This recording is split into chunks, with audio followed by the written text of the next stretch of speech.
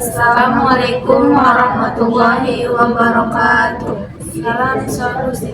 Solusi untuk berdiskusi. Perkenalkan, nama saya Nisa Haris dengan NIM 0601232024 dan rekan-rekan saya. Saya Mutia Hafiz dengan NIM 0601232022. Dan saya Ika Sahriani dengan NIM 0601231002. Kami dari kelas Ilmu Perpustakaan 1 Stambu 2023 ingin berdiskusi.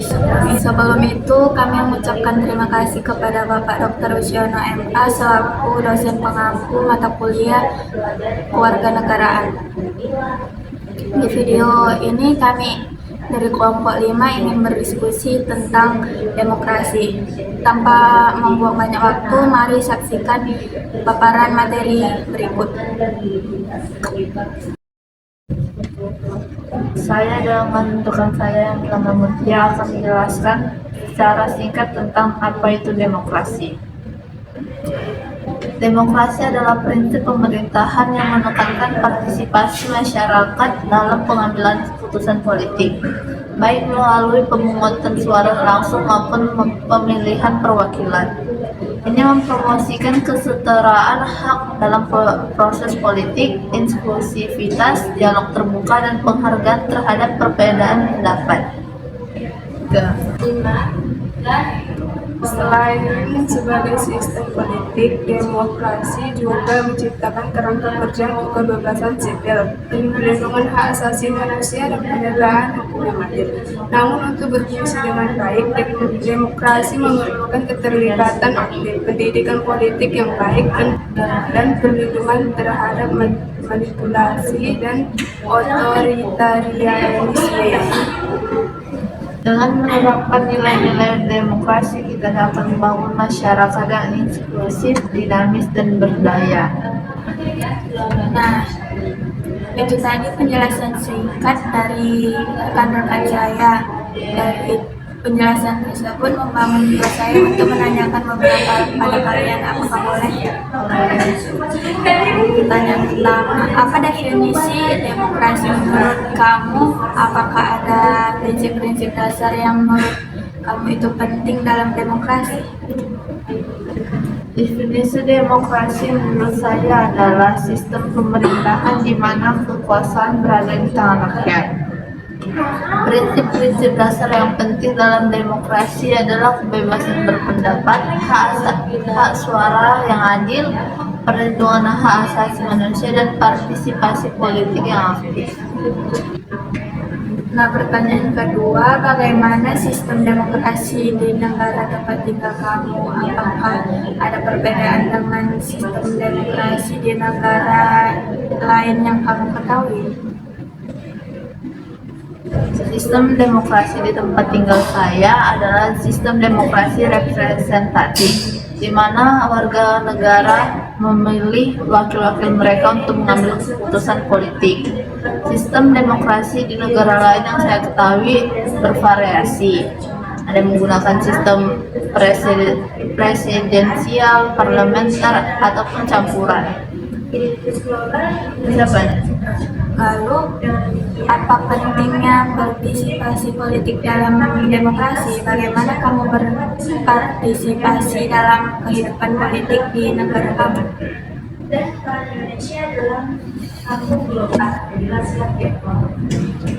Partisipasi politik sangat penting dalam demokrasi karena melibatkan warga negara dalam pengambilan keputusan politik. Saya berpartisipasi dengan memberi suara dalam pemilihan umum dan terlibat dalam diskusi politik di masyarakat.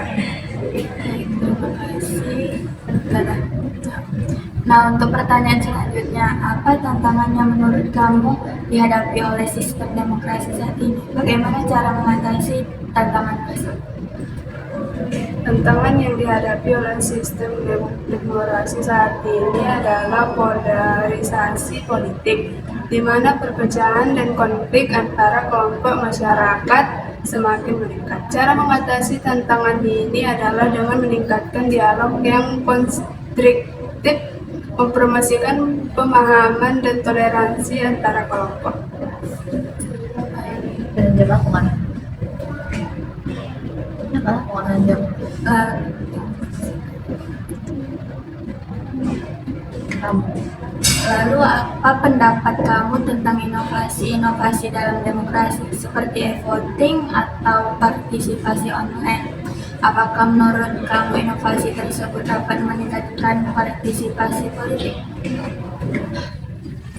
Saya berpendapat inovasi-inovasi dalam demokrasi seperti e-voting ataupun partisipasi online dapat meningkatkan partisipasi politik dengan cara yang mudah dan lebih efisien.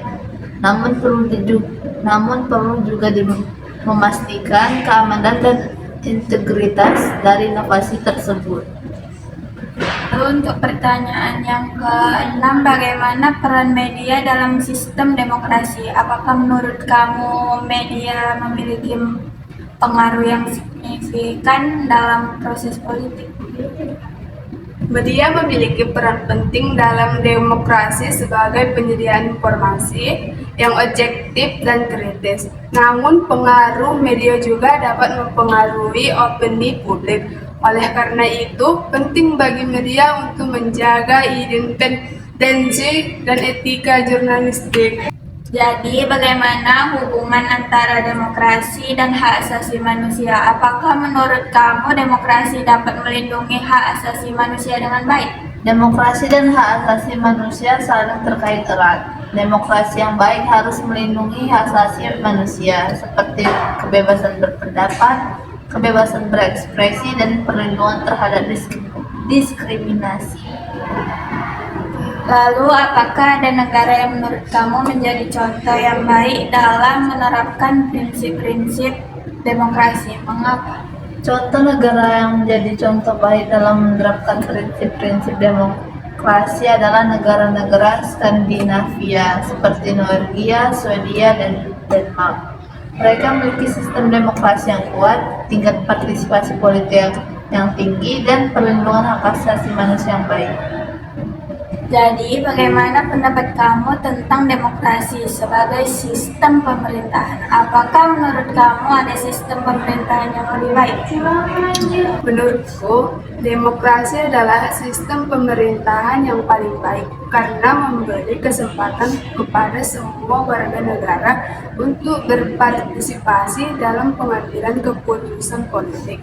Namun, tentu saja tidak ada sistem pemerintahan yang sempurna dan selalu ada ruang untuk perbaikan.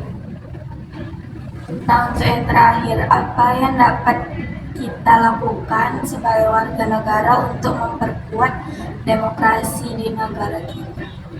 Sebagai warga negara, kita dapat memperkuat demokrasi dengan terus berpartisipasi dalam proses politik, mendukung organisasi-organisasi yang memperjuangkan hak-hak warga negara, dan terus belajar dan memahami prinsip-prinsip demokrasi. Contoh negara yang menjadi contoh baik dalam menerapkan prinsip-prinsip demokrasi adalah negara-negara Skandinavia seperti Norwegia, Swedia, dan Denmark. Mereka memiliki sistem demokrasi yang kuat, tingkat partisipasi politik yang tinggi, dan perlindungan hak asasi manusia yang baik. Baik, nah, dari pertanyaan-pertanyaan sebelumnya dapat saya simpulkan bahwasanya demokrasi adalah sistem pemerintahan yang melibatkan partisipasi aktif warga negara menghadapi tantangan, namun harus berinovasi dan erat kaitannya dengan perlindungan hak asasi manusia dan keadilan sosial. Sekian diskusi kami hari ini. Mohon maaf apabila ada kekurangan maupun kesalahan baik dari segi materi maupun percakapan kami. Bagaimanapun kami masih pemula dan masih dalam proses belajar, butuh banyak bimbingan. Sekian, terima kasih. Saya Nisa Khalis. Saya Mutia Hafiz. Saya Ika Sahriani. Pamit undur diri. Assalamualaikum warahmatullahi wabarakatuh. Salam solusi. Sampai berjumpa kembali.